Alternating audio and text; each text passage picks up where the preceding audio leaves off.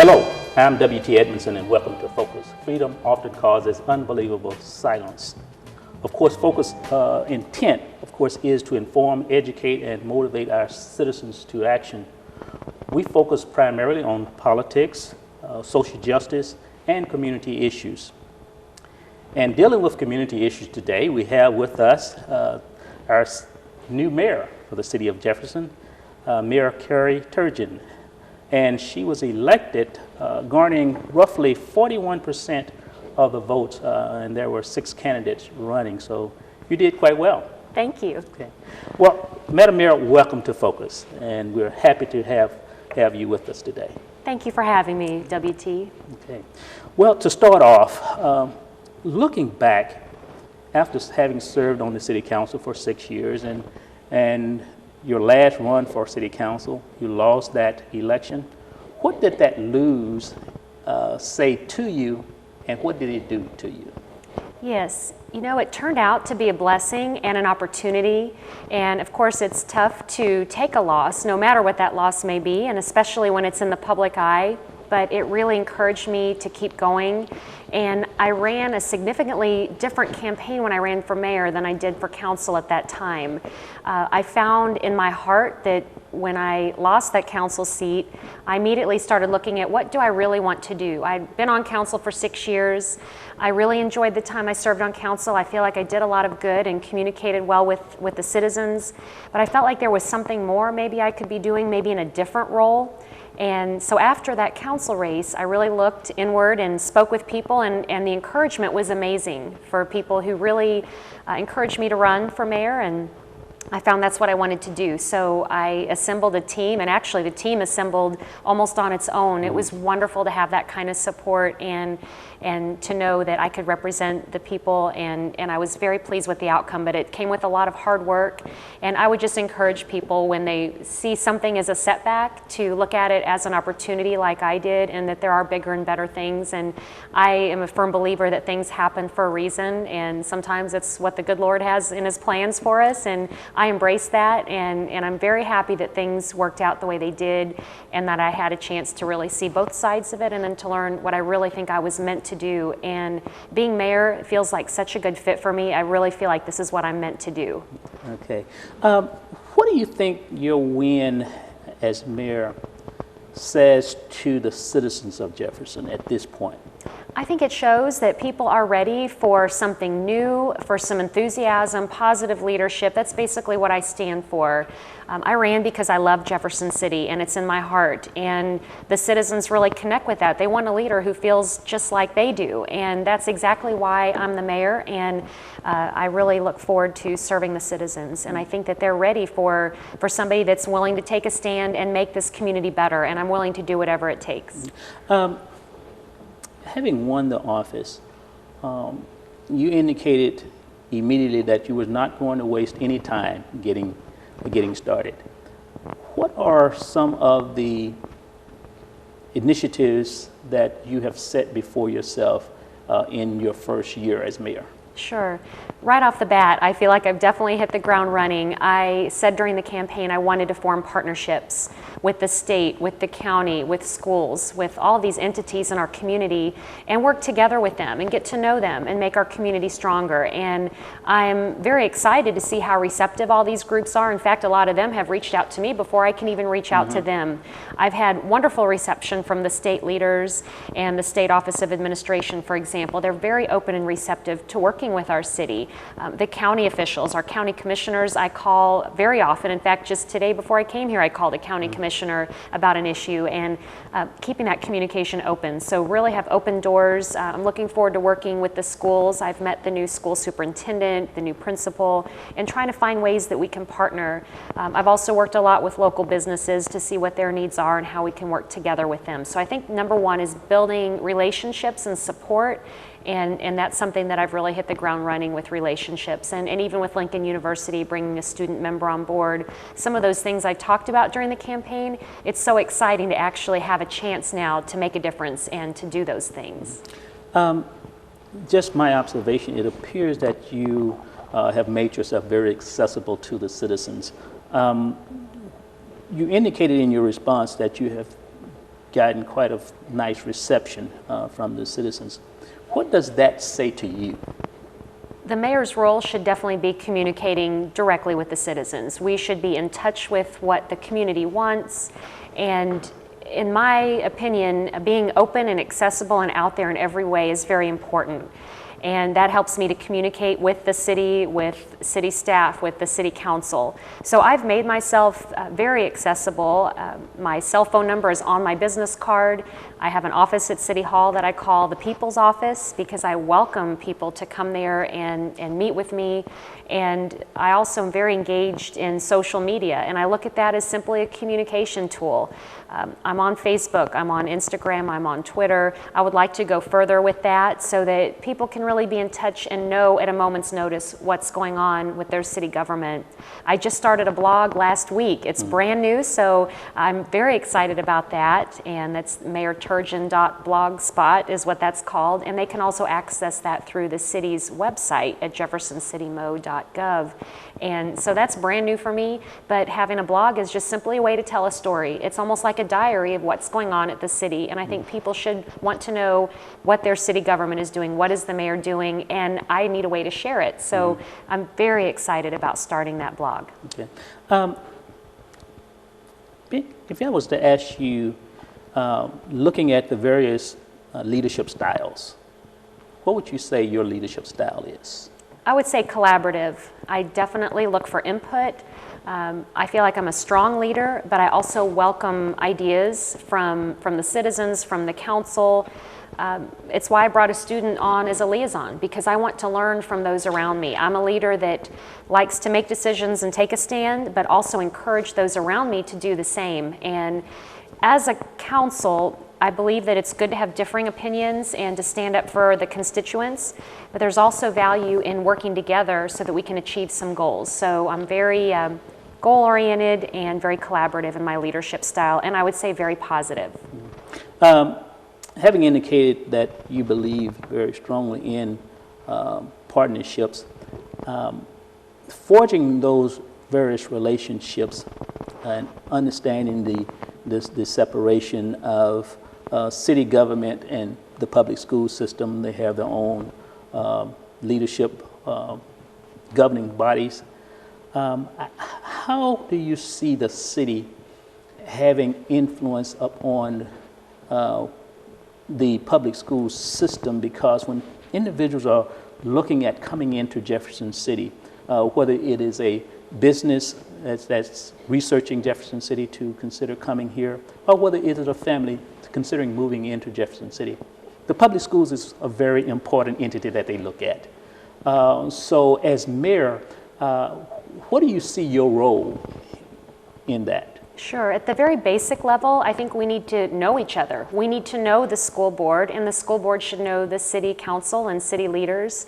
And in fact, just last night I spoke with a school board member about maybe getting something together where we have the council, the city council members and the school board members together. It can simply be a quick type of a reception, a meet and greet, where we can get to know on a first name basis all of the school board members and they can know us. So the very basic level, I think building that relationship and then knowing what's going on and communicating their concerns and their needs, because like you said, it's a very important issue for people wanting to locate in our community. It's important for businesses so that they even have the workforce prepared. So it affects neighborhoods, it affects the city in so many ways, even though we directly don't have an effect on how the schools operate. It's such an important part of our community. So I think just building those relationships and then seeing what the needs are and continuing those partnerships.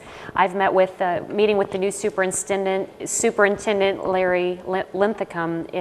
He's just an outstanding guy, and look forward to having a leader like him to keep in communication with the city and just making ourselves available to each other and to know what's going on, and that we can work through any issues and concerns and problems. Because as the schools look to building whatever it may be, the city should definitely be a strong encourager and partner in our school system. And I'd say both public and private and all different schools we need to be looking at together of ways we can work together with the city.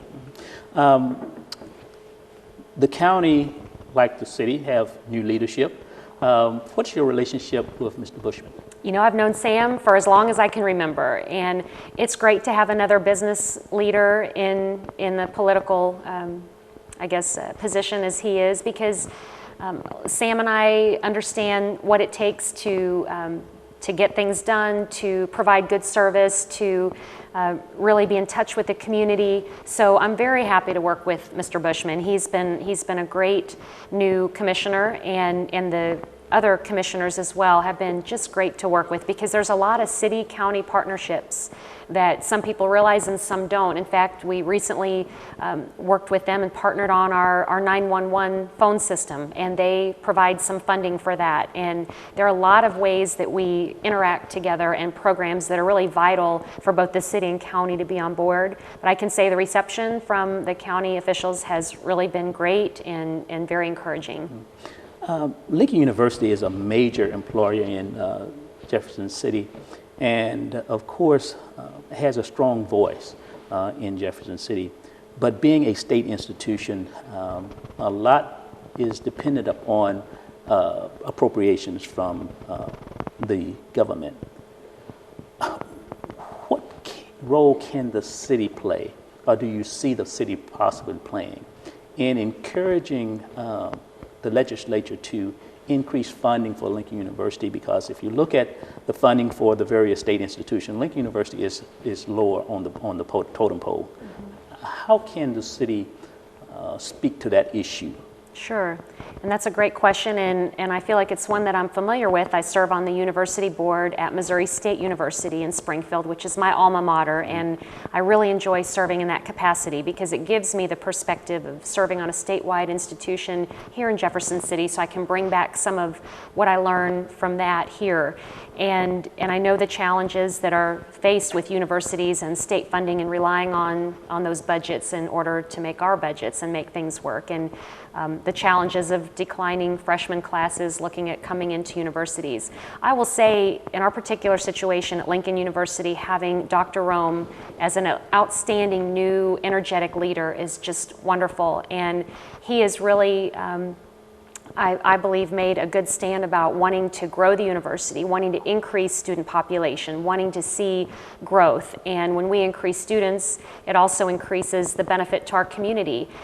I look at Lincoln University as a benefit not just for the student population, but it's one of the top employers in our city. So no matter what angle you look at Lincoln University, it's an asset, and I want to further that. And I think under the leadership of Dr. Rome, it takes a constant collaboration between the Board of Curators at Lincoln University, Dr. Rome, engaging in the community and engaging with our state leaders in the Capitol so that we can always remind them of the benefit of what Lincoln University is to this community. And it's very important to me.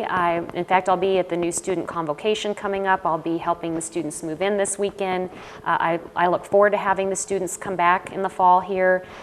Bringing a student member on from Lincoln University is one of the most exciting things I've had a chance to do. Jonathan Jackson is our first student liaison from Lincoln University, and he's a non-voting member. He's simply there to observe and give us input and announcements of what's happening at Lincoln, and then hopefully take our message back to the university. So we have a direct connection, a direct link now to Lincoln University, more than we've ever had, with Dr. Rome's openness and willingness to allow us to have a student participant, and then for our city council's willingness to allow a student to be a part of our group. And I'm looking forward to that new youthful perspective, and I hope that we learn from Jonathan just as much as he learns from us. Being the second female mayor, city of Jefferson, what message do you have to females about stepping out and taking initiative to go in places that maybe are not seen as roles for that a lot of women may be in? What do you say to young ladies that stepping out and taking charge? Sure. I think it's a great role for women to do, and they should definitely be encouraged and do what they think is right and what they feel is a good fit for them. And I think sometimes as women, we should encourage other women to take on leadership roles. And I know traditionally women may not reach out, but when others reach out to them, they may see opportunities that are there for them. So we need to encourage each other. And I'm a firm believer that regardless of male or female or background in America, I just really was brought up from my grandfather saying, if you work hard, you can make it, whatever you do in this country. And I still believe that. And I think if we work hard together, that no matter where our background is from, and being a granddaughter of Greek immigrants, I saw firsthand what they went through to really make something of themselves in this country and work hard, and how much they loved being in mid-Missouri, and what a great town we're in to make these things happen. We're very lucky where we're at because we do have these opportunities. But to always be encouraged that if you put your mind to something, you can do it. And it doesn't matter what your background. Sometimes you have to set your mind to it, that you'll pick yourself back up and move forward even though you're faced with challenges that maybe others may not have. And especially being a woman, maybe there aren't as many women in leadership roles, but there are more and more. And I would like to be a role model and just encourage women to go after their dreams, whatever it may be. And as long as I think they, try and give it all they got, they can make a difference. Let's talk about a couple of issues that the city has been faced with for some time, and that is the conference center, the multipurpose facility, and one area that you are very interested in, I understand, is the old state prison. Yes. What's going on with that? Sure. All three of those are excellent opportunities for growth in our community. Right now, the multipurpose center is moving forward with a partnership from Lincoln University, which is just wonderful. We have resources within the Parks Department. They had a budget set aside, and Lincoln was just at the same time looking forward to bringing the multipurpose center forward. So it really made sense to build those together and to collaborate. So that really makes a lot of sense to have that building together as a partnership between Parks and Rec, the city, and Lincoln University. So I'm glad to see that moving forward. The conference center is something that definitely needs to be discussed. The city has a lodging tax that's in place, collecting funds for the specific purpose of a conference center. And in my opinion, we definitely want to explore the options and decide what would be the best way to move forward and get the council on board and set our goals. Last time we said we're going to build a conference center, and we kind of backtracked on how are we going to get there. So I want to start going the right direction now and really look at what we've learned in the past. And some people say we've talked about that forever, we're done talking about it. But I look at it from a different perspective, that this is the time. I think a lot of players are all coming together. We have new leadership in a lot of areas, and now's the time that the council can really look at what we've learned from the past, why it didn't work in the past, and how it can work for the future. Because we do have the lodging tax scheduled to generate at least $9 million to go towards this project. And we are a capital city, and I know that we have a need and a demand for space. And we may call it a conference center, but it may be more than that. It may be more of an events type of a facility with flexible space that can draw crowds for different types of events. And we need to find out what we are and what we want to showcase and how we can make it happen. So those conversations definitely need to be had. And we've gotten tied up in the past about location, and really that's not what it's about. We need to start at square one and move forward with that conversation. So I'm very looking forward to having that conversation and setting some goals with the city council. And then you mentioned MSP, which is something that I think is huge potential, probably the biggest potential for growth and economic development in our city and really in our state, because that can become an asset and a tourist attraction for the entire country, really. There's people from almost every state have visited MSP. We're on target for 25,000 visitors this year to visit. That draws in about $80,000 in revenue, and after expenses, all of the money goes back into MSP. It's a great draw. Other states that have retired prisons have seen huge amounts of tourism generated from that. And we should be proud of the history that we have in our city, not just with that, but we have a lot of history here in our state capital. That's one piece of it. And the way it's situated on a beautiful bluff overlooking the river, I truly believe it's one of the best views that we have in our community. And if we can really draw on that, capitalize on that, you look across the street, there's the beautiful new federal courthouse, and I think we can build on that and continue to make that area a destination. You look at Chestnut Street, which is coming right off of Highway 50 in the new Lafayette, the Lafayette interchange. You look at Lafayette coming right off of Highway 50. On one side, it leads directly into Lincoln University. The other side leads directly to MSP. So we have a lot of potential there for growth, for history, for development, for tourism. So it's a state-owned property, so I look forward to working with the state and seeing what we can do as a city to further the tourism aspect of that and work together with the state. Also, currently, we're in the talks of looking at riverfront access. And imagine standing there at the Lafayette Street, right there at MSP, and being able to actually walk to the riverfront from there. Right now we have a donor in town. Mrs. DeLong has dedicated some funds to help us actually get that ball rolling. And there's funds that have been set aside from the 1980s that are really sitting in a fund specifically for riverfront access and development.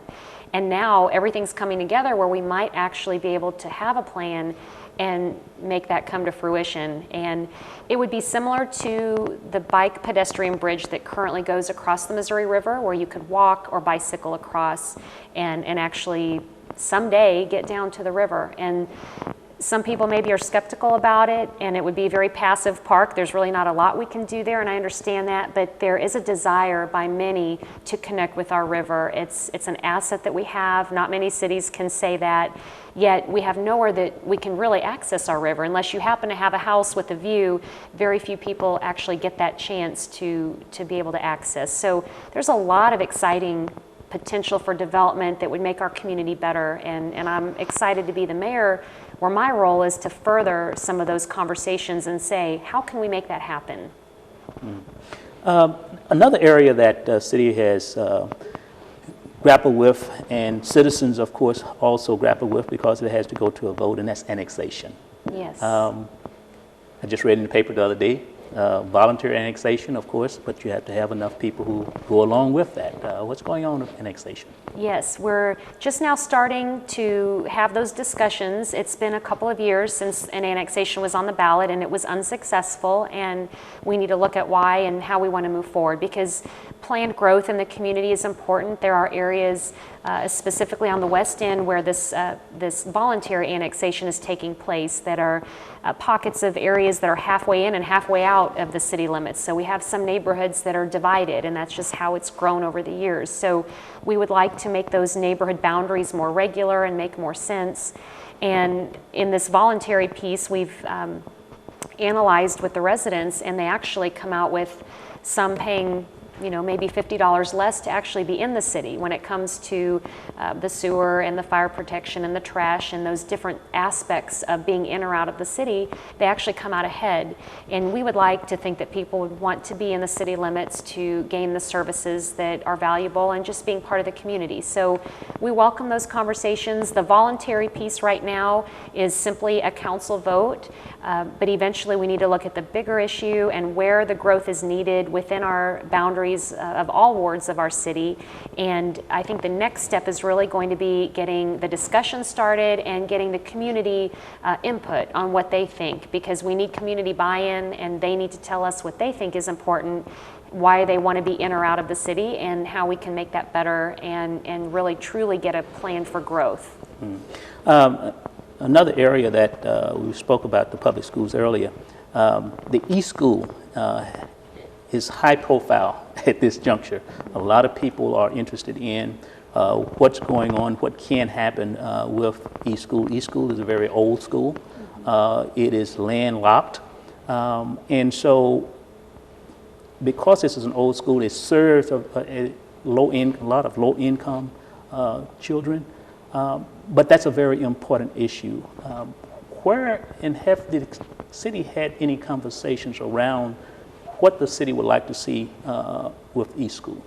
We have had some conversations, and like you said, there's definitely the overcrowding and other issues that go along with that. And I hope that as a city we can help further the success of East School. It's very important, and especially important in that neighborhood, that we continue to revitalize East School, and there's a lot of needs there. From what I understand, the school board is looking at some improvements there, and the city should encourage that and should ask how we can assist. And it may be, future sales tax dollars, looking at building sidewalks, for example, around that area, or what can we do as a city to really support that growth and get East School back up to where it needs to be. And the final issue, budget. See where you presented your budget, $60 million budget for 2016, and you placed a lot of emphasis on public safety. Why public safety? Public safety is just at the very core of what makes a community successful. I mean, if we don't have public safety, the other things don't really matter as much. Having a safe community in Jefferson City, we very much, I believe, take for granted sometimes because it is so safe. And we're very lucky to have a safe community for us to live in. And I just want to further that. I think when we get comfortable and take it for granted and start taking resources away, that can really cause some issues. So I want to maintain the current level of service that we have. I funded in my budget a fire training officer, and to me, training, especially in a fire situation, is so important, and we need to keep up with training so that we keep our citizens safe and also the firefighters. So training, public safety. I also have police vehicles in my budget because it's something that needs to be turned over and kept up regularly. Those vehicles are somewhat their offices, and when they get to be as high mileage as some of our vehicles are, it becomes an issue. There is a piece about leasing, and I'm not a fan of leasing. Looked at other ways to make that happen and decided that if we were going to have a decent turnover, that this was the way to do it, to get those new vehicles on the road now. And in my opinion, that outweighed, paying the interest outweighed the cost of either waiting or putting more into repairs and maintenance of an older vehicle. So my budget was changed slightly. How it works is the city administrator presents me with a budget, I present that to the council, and they make the ultimate decision. In my budget, I did take a few out of leasing and purchase them outright by deleting a few things out of there, but there is still some leasing. But public safety as a whole, you will see, is very strong in my budget, and it's very important to me and a priority of mine, and I feel very strong about it. Okay. You spoke about training. In light of what has been going on throughout the country relative to policing, what steps is the city taking in line of being proactive on policing to ensure that we ward off any situations that have occurred in other parts of the country? Sure. I think our police department of public safety is very much in touch with the citizens, with our community. We have a good working relationship. I think it starts with the school resource officers, with students having good relationships with the police officers. It has a lot to do with our police department having good working relationships with the groups in town that either have peaceful protest or bring people in, and we have a good working relationship. We know what the needs are, and we're accessible.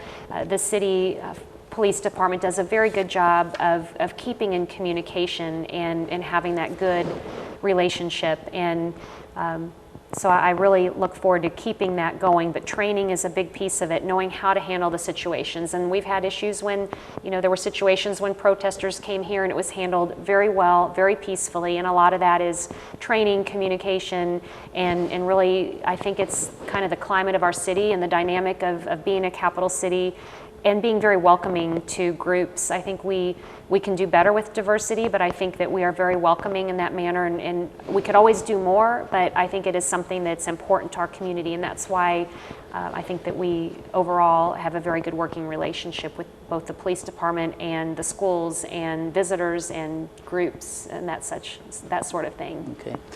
Well, I'd like to thank you for taking the time to come and have a conversation with us. We hope that this will not be the last time. Thank you.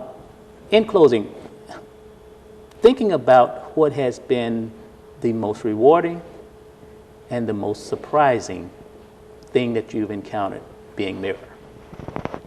I have loved every minute of it. I think the most rewarding is feeling like I really can make a difference. I can. These other entities and groups that I want to work with are so excited and enthused as I am. And that's been very, I think, most rewarding and most surprising.